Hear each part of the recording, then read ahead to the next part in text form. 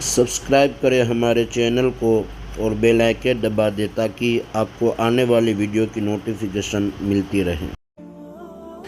حضور غوث پاک رضی اللہ تعالیٰ عنہ نے نبی پاک صلی اللہ علیہ وسلم کی اتباع میں وقت گزارا ہے۔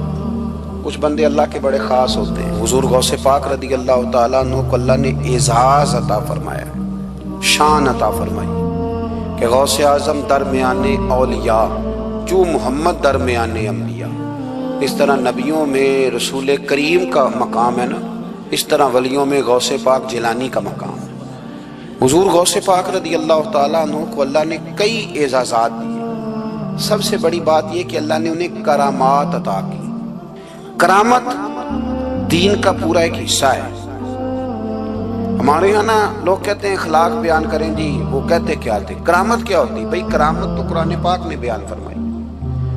آصف بن برخیہ جناب بلقیس کا، ملکہ بلقیس کا تخت لائے تھے۔ یہ اللہ نے کیوں آیت نازل کی قرآن پاک میں؟ وہ قصہ کہانی ہے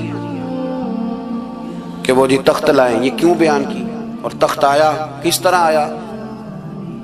انہوں نے کہا کہ آنکھ جھپکنے سے پہلے آ جائے گا۔ پھر آیا کہ نہیں آیا؟ ان سے پوچھا یہ کیسے آیا؟ کہنے لگے ھذا من فضل ربی۔ او سنگیو، صرف حضرت سلیمان علیہ السلام کا امتی تخت لا سکتا ہے، نبی پاک کا غلام نہیں لا سکتا؟ یار آپ نے کرامت کا انکار کر کے اپنے آپ کو کمزور کر لیا۔ اور نہیں جی نہیں، یہ کیسے ہو؟ کیا مطلب ہے اس کا؟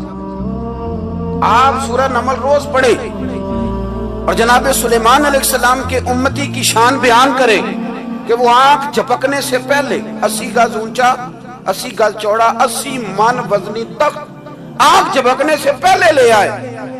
کسی بندے کا ایمان خراب نہیں ہوتا۔ اور میرے غوث پاک جیلانی، یہ وہ بندے ہیں جن کے بارے میں نبی پاک نے فرمایا کہ میری امت کے علماء بنی اسرائیل کے نبیوں کی طرح ہیں، امتیوں کی طرح نہیں۔ کن کی طرح؟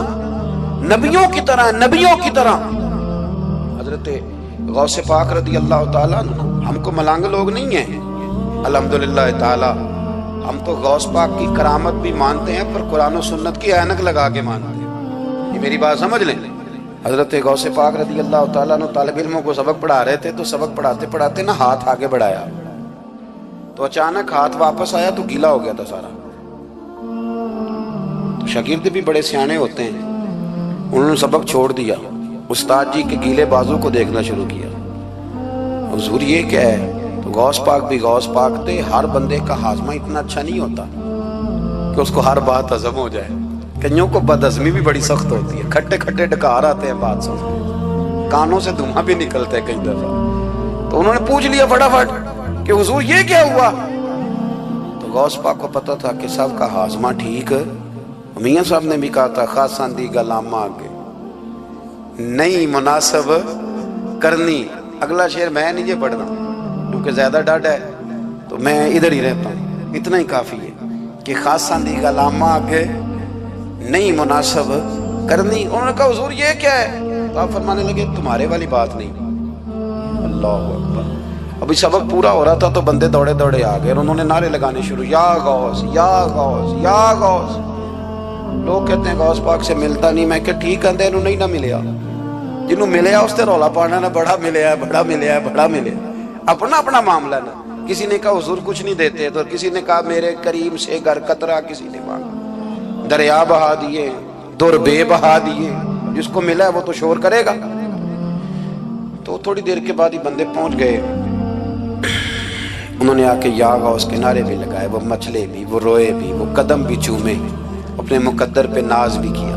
شکر ہے اللہ کا، اللہ نے ہمیں آپ کا غلام بنایا، شکر ہے۔ تو طالب علموں نے پوچھا ہوا کیا؟ کہنے لگے کشتی میں بیٹھے تھے تو ڈوبنے لگی تھی، تو ہم نے کہا کہ ہم تو غوث پاک کے ماننے والے ہیں۔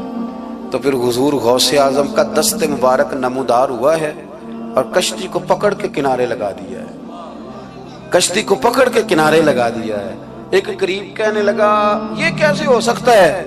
تو دوسرا اس کی کمر پہ تھپکے دے کے کہنے لگا ویسے ہی ہو سکتا ہے جیسے آصف بن برخیہ کے ساتھ ہوا تھا، بالکل ویسے ہی ہو سکتا ہے۔